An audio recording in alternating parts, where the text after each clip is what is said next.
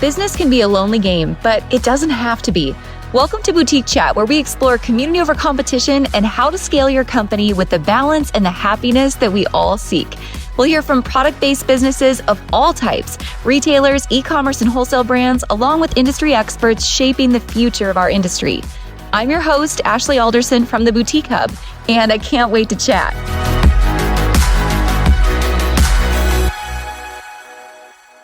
Hey guys, welcome back to the podcast this week. I have been looking forward to this. Stefania, I told you that earlier. I have been so excited to interview you because we really haven't gotten to chat before. And you're a part of our mastermind. And so I can't wait to dig in and get to know more about your business. But from what I can see, you do things in really unique ways that I think are different than some of the common boutique owners that people may follow. And so I've been dying to just dig in and hear all the behind the scenes things. So before we get into the nitty gritty, first, of course, thank you for being here. This is amazing. And thank you for having me. Yeah. And just to get started, I want to hear how you got into this. Tell me your brand story. Okay, well, I'm so excited to be here. I've been looking forward to this for a really long time. I feel like we do have a little bit of a different path, and I come from a very different background. I'm not from this country. Mm-hmm. I was born in Argentina and moved here when I was 23 years old. I do come from a boutique family. My family had a brand in Argentina. Okay. So I lived through that, and the smell of fabric, it's like embedded in my brain. The fabric being cut and threads flying and me making dolls out of the little pieces of the cut out fabric. It's just how I grew up. But then I left it and came over here. And when I came here, I spoke very little English and was completely kind of just changed a lot. And even though I always wanted to have my own boutique, I went the silk flower route somehow. Ended up having a silk flower business for a good 19 years. Wow. And it was very successful. We did very well. It was an accidental business. I sold my own wedding flowers when I didn't like them, and it did amazing. And we were on eBay, and then we were on Etsy, and we run that for 20 years, more or less. Wow. And I always on the back of my mind wanted to jump onto the boutique, but I didn't know how to do it or how to bridge it. I was always very insecure with my English. The style that I go for, it's very different. My parents are Italian. I'm from Argentina. Definitely not the same style than here. So I very slowly started adding small accessories into my sunflower shop. Started with bracelets, little beach cover-ups. We live in a beach town. So started adding little things. I didn't feel like I could do the jump right from the start. So it was a very kind of leveling situation, little bit at a time. And I did that for a very long time, kind of wanting to grow that, but not feeling ready or confident enough that I could do it until COVID came. And I had all this inventory, and weddings exploded actually during COVID. Silk flower business was exploding during COVID because nobody could get fresh flowers. Yeah. But on the other hand, I had all this inventory, and I decided, you know what? It's now or never. Let's just do it. And I jumped in at that time, and I so wanted, I wanted this. I dreamed of what's happening right now, but I was terrified. I didn't know how to do it. So we did our first live on Facebook, and it was so good. And I'm like, what is this? I didn't even know Come and Sold existed at the time. And it was just a crazy ride. And I started hearing about this other way of selling, and just slowly, I said, okay, I want this. I want this. I want to make this work. So very slowly started kind of equalizing the income a little bit more, using the money that the silk flower business would give me to pour into the boutique and grow the inventory. I never had to borrow money. I just would take all the money and put it in here because I believed I could do it. Mm-hmm. And slowly but surely, I started replacing the income and was able to make that jump after I had to sadly close the silk flower business. I couldn't do it anymore. I had to let go of my silk flowers, which were my babies. And I finally was able to replace the income and make the jump. That's incredible. So couple things, actually so many questions coming from that, but I'm sure part of the jump for you was did you feel like you had an identity in the silk flower business? And it had to be a little bit unnerving all of a sudden to go into this whole nother business model where you felt like you were an experienced business owner over here and now you're brand new. What helped you make that jump and find the confidence as you built this new business? We were definitely like successful in the silk flower business and known for what we're doing. There Mhm. was so much about owning a business, buying. I actually have been going to Atlanta market for probably 25 years. And Okay. would once the gift market, I was done with the silk flower building, I would walk to the fashion one and kind of like drool over and dream about this is what I really want to do. But I had been going to Atlanta for so long, and I was actually, as part of being a silk flower business owner, was hired by a company in China and traveled for China to China for many years, designing Christmas lines. Oh, So I had a whole inside of the production side. So it gave me a lot of knowledge of owning a business, managing employees, Shopify, all of that. I was kind of acquainted for. I did Etsy for a very long time and saw how Etsy changed and the ins and outs of putting your money into another platform, which is why it made me so weary of TikTok and all those other things, because I saw so much, like I did 15 years of Etsy. So, and how they started owning us and all that. So definitely, even though it's a very different business, the amount of knowledge that came from that. I mean, every business that you own, whatever it is, even if you're selling candy or ice cream, you can, that's knowledge. That's yeah. just knowledge. Being a business owner, managing budgets, books, all of that was super helpful, but nerve wracking because the boutique world is so different, so different. And the vendors are very different and everything is, it's just a completely different world. But the knowledge was there and it did help me a lot. I have to say, I felt like I had a little bit of a easier transition because of that. So when you started to really grow during that time, one of the things that you did right off the bat that I'm sure helped catapult your growth was you started going live right away. Yes. And that still is a huge part of your business. Talk to me about what you think it is about going live and maybe some of your strategies in terms of going live that you think really has helped sustain your growth. Well, so I studied journalism in Argentina and broadcasting. Oh, perfect. So Love that was that.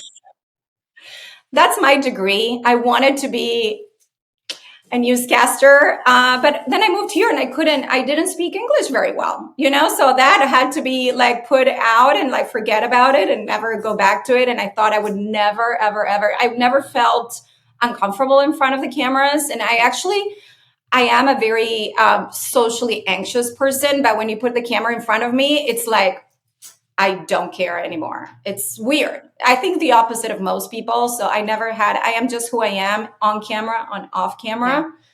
And I think that's been the biggest asset for us, for sure. The fact that I just don't care. And I have so many things have happened to us live and like accidents, tornadoes, hurricanes, kicked out of hotels, uh, like seriously. And it's just, we go through it. But I started right away because I felt confident doing it. And it gave me a good way. Like I said, in person, I am a very social and nice person, but bridging that gap immediately, it's a little bit harder. Hmm. So when I go live and I turn the camera on, it's fun, it's different, it comes off as authentic because it is who I am. And I'm more me than probably if you see me like in Publix and supermarket. So we are big live sellers. I have to say it is 95% of our bread and butter. Like and it keeps growing. I am trying to not make it grow very hard. I'm trying to grow the website, but I don't know. The more I do to grow the website, the more live sales grow because people go and check it out and they're like, oh, this is fun. I'll just do this. And so our numbers keep going up. And like I've dedicated a full year to try to not do that. And it's just it's going. So my strategy is we go live every day. It is social hour 100%. We are not just showing things. I am, because of the way I am and how I grew up, I'm very much of it's a lineup and a collection every single day. Okay. Every single day is a theme, a collection, a color situation, a this with this. Every piece matches and we style it. This is why our lives are also very long. This is not for everybody, but it works for me. Mhm. I can't do it any other way. I've tried to do it other ways and I just have to. I realize that the more authentic I am to who I am, the best it is for me and the business. So I just battled it for a minute and this is what I do. So it's a very planned collection.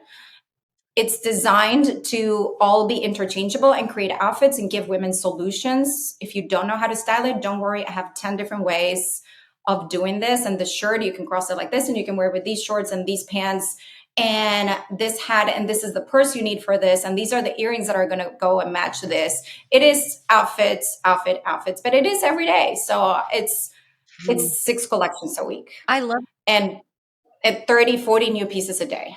Wow. It's a lot. But what I love about what you just said, and I think is so critical to your success, is I think sometimes we get lost in the trap of just like, oh, it's new arrivals, and we're just showing products versus Mm-mm. showing solutions. And that's what you do, is you're showing solutions.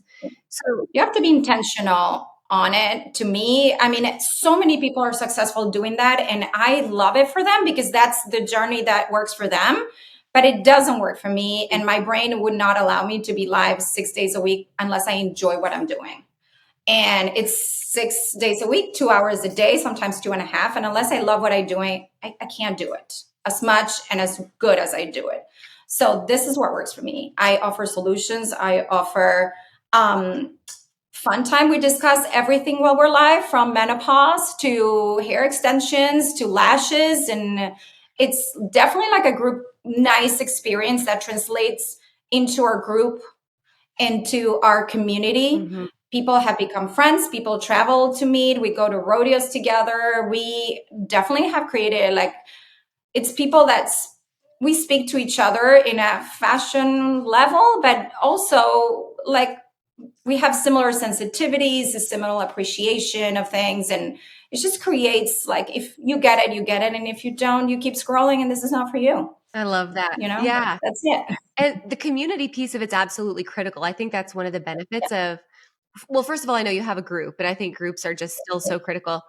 What would your advice be to somebody who is like thinking about going live, or maybe they've tried it and they're just feeling like, oh, it's feeling like a bit of a hurdle? What are some things that someone might be able to do to test out going live? What are maybe some components of the live, or maybe some, kind of intros or like beginning pieces of the live that can help people bridge that gap and make this a Yeah. better experience along the way? I think that for me, if you have, this is like, it goes back to what I just said. If I have a clear direction of where I'm going, it's easier to get there. Yeah.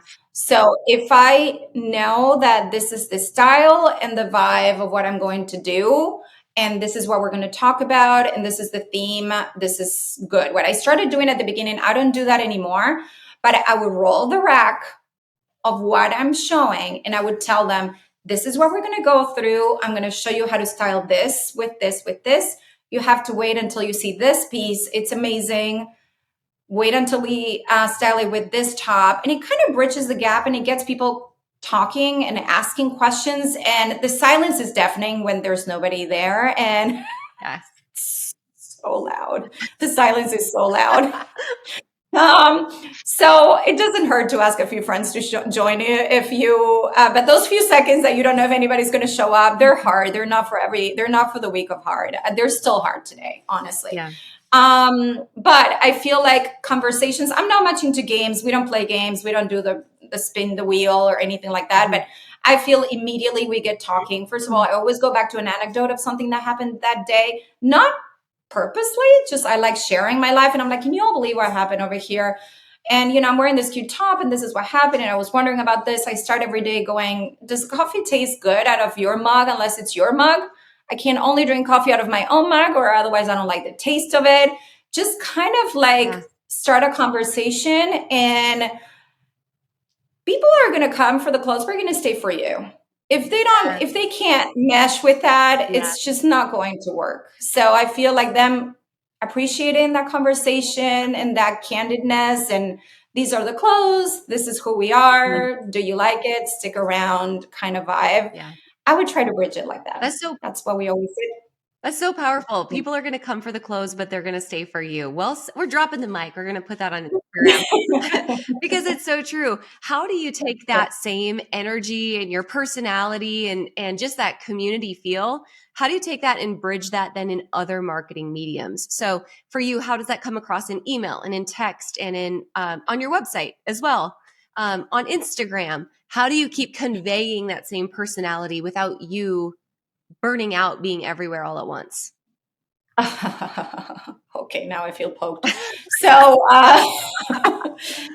so I don't think there's a single boutique owner that is not burned out. If they're telling you they're not, I don't know. So for me, I am a very, very, very, like, I believe in things meshing across the board and having the same aesthetic. And whether you're on Instagram, Live, Facebook, you have to see a picture, you have to see a graphic, and immediately you have to know it's Coastal Bloom. Yeah.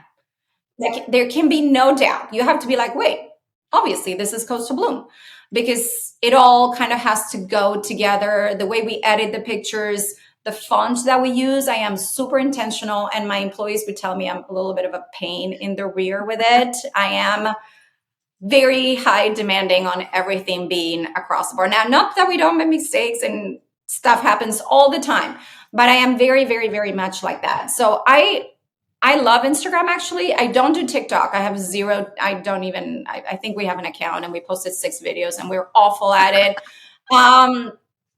Instagram, we're pretty good. I post funny videos. I post talk over videos. I am the same person you see now and you see the lives on Instagram. It's exactly the same. Am I burnout? Yeah, it takes 10 seconds to film a video. It's not so bad.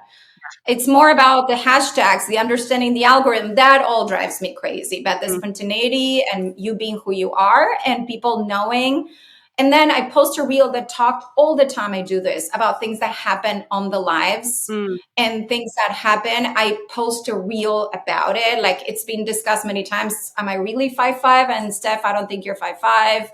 I think you're shorter than that. And that was a long conversation. So then I made a reel about measuring myself and being sad because I'm not 5'5", I'm 5'4". And the people that watch the lives watch it, and they're like, okay, now the truth comes out. So I try to bring it all together and do the same thing on the groups. And I try to be one voice across the board because that's who we are. Yes. You know, that's who we are. Now, are we amazing at everything? No. We do Clavio. I don't do it. I have somebody that does it. I wouldn't even know what button to push or where to go. I don't understand it. I'm like, this is what I would like the emails to look like. This is the flows that I want. And then I just, this is the graphics. This is the logo. This is the font. And then I just let the people that know what they're doing do it. I am dyslexic, highly dyslexic. So there's a lot of things that I just can't do. And text, I would probably send the text at the wrong time. I would mess up the list of people in emails all the time. So those are things that I just have people that know what they're doing and they don't mess it up as I would. There you go. I would find a way to mess it up. Do what you do best and hire the rest, right? You've got that. Yes, 100%. I'm a big believer on that. Yes. Oh, man. Yes. I hear you saying, though, like, what I think you've built is just a lifestyle brand. Like, so many people get caught up in, like, I'm a clothing boutique, I'm a home and gift boutique. And we're so caught up in the products and the identity of, like, this container we've put ourselves in. But really, I think what's beautiful about what you're building is, like I said, you're a lifestyle brand. So it doesn't matter to me if you're selling clothing, if you're selling silk flowers, or if you're selling, I don't know, menopause survival kits, like, you name it, that I'm going to buy it from you. I should be sponsored by a few people, a few companies. I send them so much business. Like, where's my link? I do believe we have a little bit of that just because I don't have a problem with sharing what works and doesn't work. And I feel people appreciate that. You know, you want to know, and you don't only want to maybe buy the t-shirt. What's working for you? Is your hair growing? And I'm not making any money of this. I'm just kind of sharing information. And at the same time, it is, I mean, I don't want to say it an image, but kind of, you know, across the board. I am not super high maintenance, but there's things that I like and we share on that. And we are very, very big on two things. We sell a ton of jewelry. I am jewelry obsessed. Mm-hmm. So we sell a lot of jewelry, and we do a lot of customized items that we do in-house. Mm. And I feel like what we cannot find, we make it, because it corresponds to that lifestyle, like you said. Mm-hmm. And this is something I would like to have. And there's a conversation. Wouldn't we love a necklace that is like this, and the other? And the next thing, I make it. And it's just kind of goes all together to a brand that it's more than just the clothes, or just the t-shirt, or just the bracelet. It's just yeah, it's kind of like an image, I would say. It's like overall aesthetic of life. Have you ever wondered if someone else in business is going through the exact same thing you are right now? Whether it's an obstacle to overcome, or a new opportunity you aren't sure if you should pursue or not, or maybe just some of those same questions about, man, am I really getting the most out of my inventory or my Facebook ads or my team? How can I do business just a little bit better and enjoy life just a little bit more? Well, those are a lot of the questions that we answer on a day-to-day basis inside of our community at the Boutique Hub. If you're listening and you aren't yet a member of our community, I want to invite you to join us. We have 14 different niche Facebook groups to connect you with store owners at the same level and just like you, no matter what you sell. Home and gift, apparel, children's specialty, we've got groups for all of that.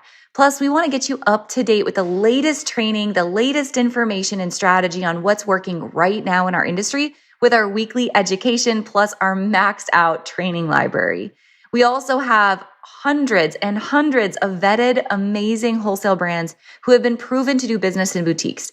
We don't like trademark infringement. We don't like brands with poor customer service. We handpick the best of the best.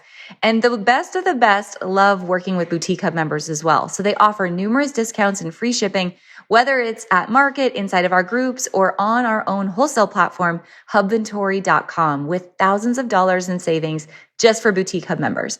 So if you aren't yet a member, we'd love to invite you to join us at theboutiquehub.com/join to be a part of our community on a daily basis. I can't wait to see you inside, and I can't wait to see you connect with amazing business owners who are serious about their business, just like you. So let's dig into that a little bit further, because I think that you have a really unique product selection. And I know that you source in many different, not only markets in the United States, but you source out of the United States as well. Talk to me about like your sourcing process, your buying process for inventory, and how you're finding new and unique things. Okay. So,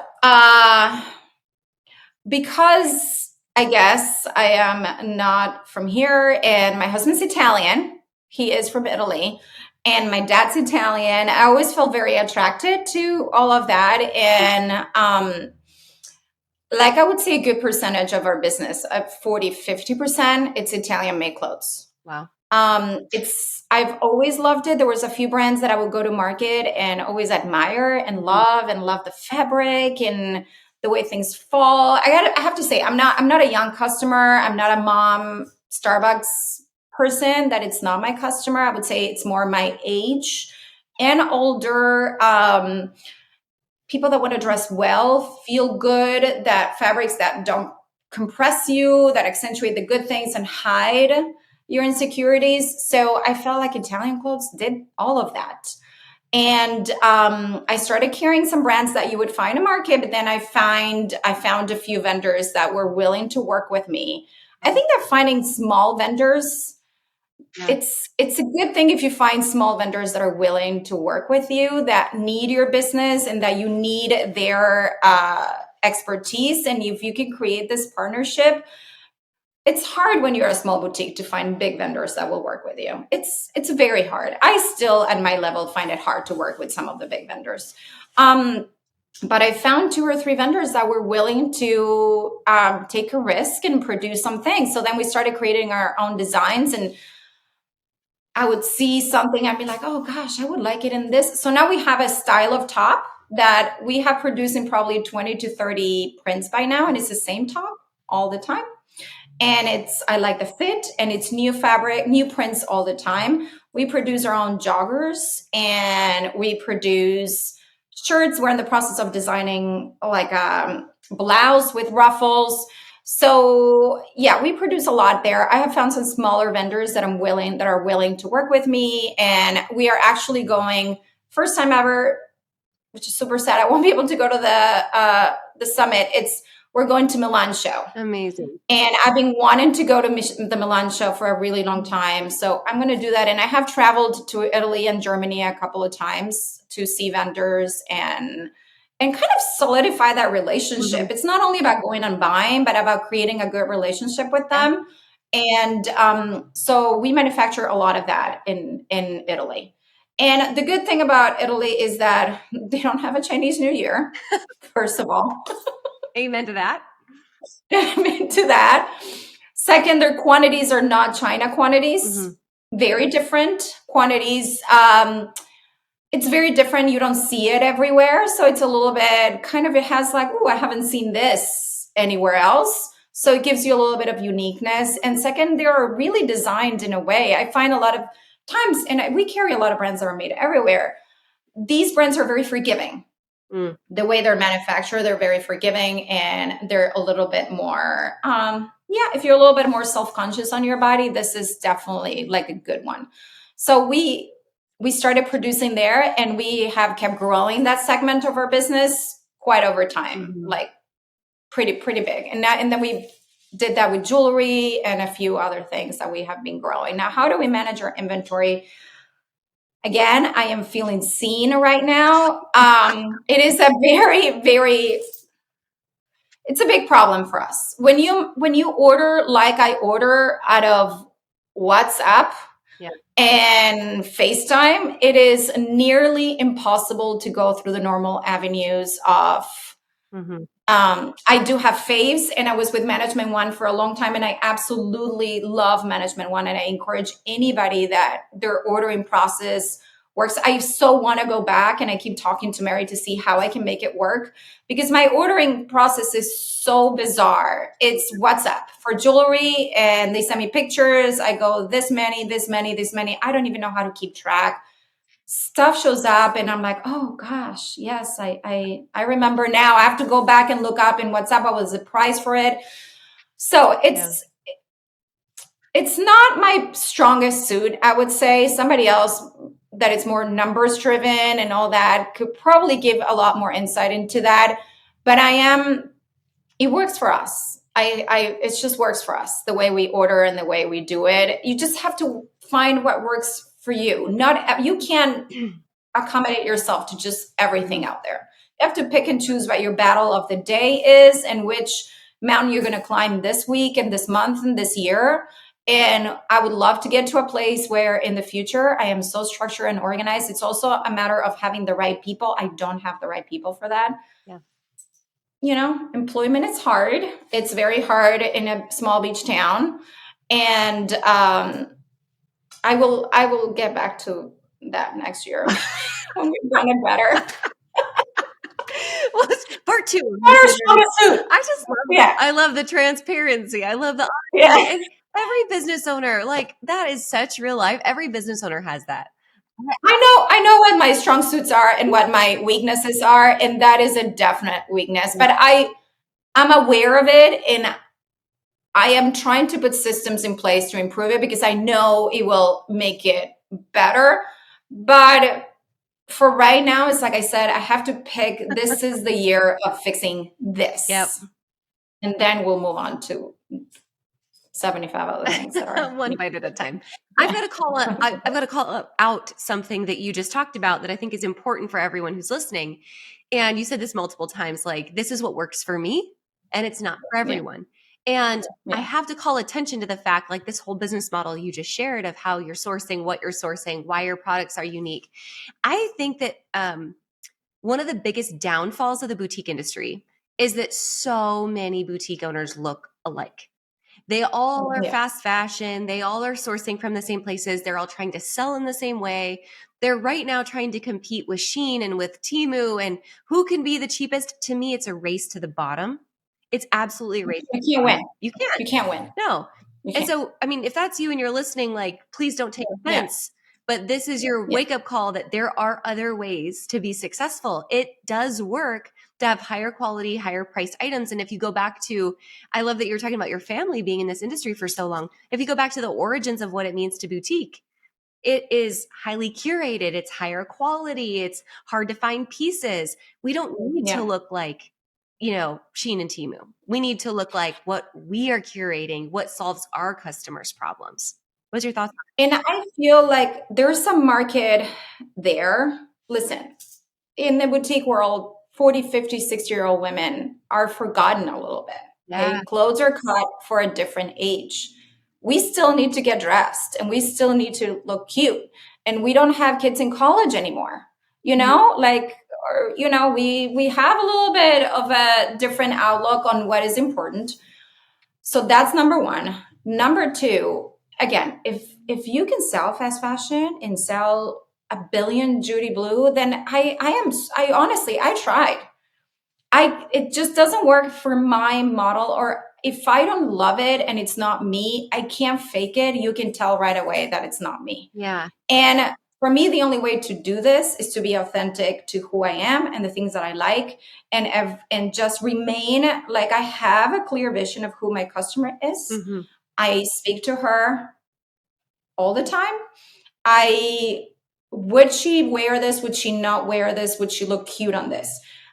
You cannot compete everybody wearing the same. Why would they be faithful or loyal to you if all they're going to do is find the same top somewhere else cheaper? They're going to image search whatever jeans or the SKU and find it. And it just doesn't work. If it works, great. But then you're in a race for, what is the better price and what is the return policy and where are they located and how fast are they shipping? I want to create an experience. A ton of times my customers have told me, why are you not on TikTok? I'm like, because they don't stay. Those are customers that don't stay. They're overnight flyby customers. There's no community. I'm just not interested in that. I want to build something that it speaks to who I am. I'm not buying over there. Yeah. I like a little bit of a better fit. I don't mind paying a little bit more if it fits and looks good. Mm-hmm. I want it to look a little bit more elevated. I want it to be multi-purpose. I want the fabric to be good. So there is a customer there for you, whomever your customer is, whether you're Western, whether you're hippie, whether you're boho, whether you are young or old or man or whatever. There is a customer there. You just have to, I think I've listened to you or podcast a long time ago or something that said, you just have to put that customer in your head and keep talking to that customer all the time. And eventually the ones that listen is that customer, and the rest will keep scrolling and you will find them. And more community you build, the more it will attract more of the same. Yeah. So now it's cohesive. Now it all makes sense. Now people can get into my website and know in 2 seconds where I'm for them or not for them. Yeah. But I just can't imagine like having to do it any other way. But my story is just being true to myself. Everybody else likes other things and has other journeys. And I look at people that can do it other ways and I admire that. Yeah. I do. I am like, gosh, I wish I could do that. But it just doesn't work for me and the way my brain processes things and the way I do it. So this is the way it works for me. And you have to find what works for you and what you can consistently do every day. Who are you every day authentically that you can keep being the same person and not have to change it to adapt to whomever your current customer is or who's watching.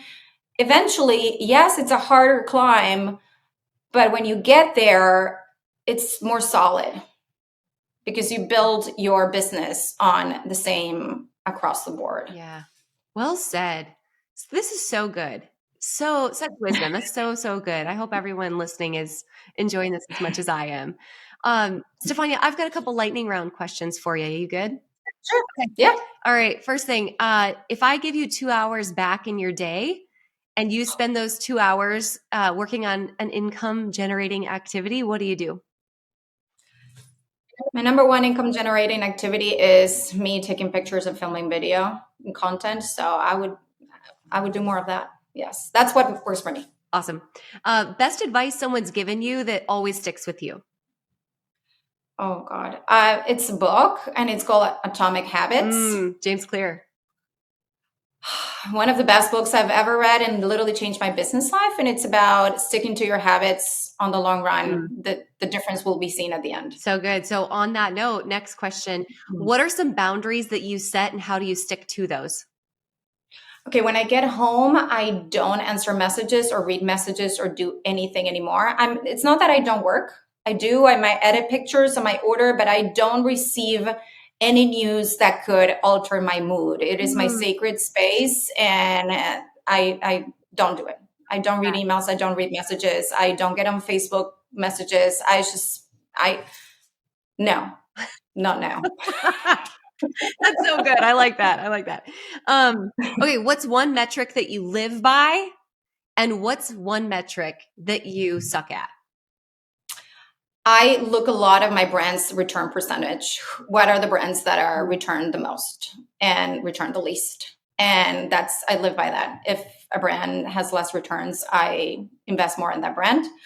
Metric that I suck at, it's anything that involves honestly numbers that are not intuitive and seen in a pie. If I cannot analyze it on a pie or a graphic that can be seen and I actually have to read it, I am actually awful at that. My dyslexia is bad. But if it's presented in a pie, then I'm good at it. But any other metric, it's just not good. I've never heard anyone answer that question that way, but yeah, I'm here for it. I think that's the key is like, I always say like, if you can make numbers tell a story and speak to you, then they become fun. But if they're just numbers on a paper, like it's just data. It's not. Everybody here knows not to come to me with a spreadsheet. They know that I will literally like yell. I'm like, no, pies. Pies. Only pies from here on out. Only pies. This is good advice. And a chocolate to make it better for me. And the chocolate. Okay, what's the hardest lesson you've had to learn? Oh God. Not being on top of things and how that can create, it's just a whole thing with ads and trusting data without validating data. That was a hard lesson. Getting better at it, but again, I avoid everything that it's numbers and everything that is presented to me as lists of things and all of that. It's definitely a failure on my side, but I just find it harder to navigate. So not validating data and trusting blindly, it's definitely been a hard lesson to learn. Monetary lesson and emotional lesson. Can you give me an example of that? Well, without going too much details, we had a whole Hyros situation happen where I trusted Hyros for a full year, investing money in what I thought was working. And just with my simple dyslexic brain, one day I did math in my brain and I'm like, this is not adding up. Like, where's this? Like, I did it for a week before I actually spoke about it, but because I always never trusted myself with numbers. Yeah. And like, I don't think that's my strong suit. I thought everybody's going to be like, please, Steph, just you're forgetting about X, B, C, D, whatever, micro, whatever. And I thought I was going to be wrong, but for a whole week, I did the math on my brain and I'm like, this can't be right. And it turns out it wasn't right. And I let it go for a long time before I spoke about it because I didn't think it was my strong suit. So I noticed it for a week, let it go. It rolled for like a whole month of me doubting myself and thinking, you're not smart with numbers. You're wrong. And I wasn't. It was miscalculating everything. And I never double checked. I never did it. So we did a lot of painful investment that had to be recalibrated and adjust the whole ad strategy. And I had more than a monetary thing. It was an emotional letdown of thinking that something is working. Yeah. Like, let's say it doesn't matter if it's this. It doesn't matter if it's Hyros. Let's say that you believe that your hottest seller is denim and you believe it and you just believe it. And one day you find out that yes, you sell a lot, but there's a lot of returns.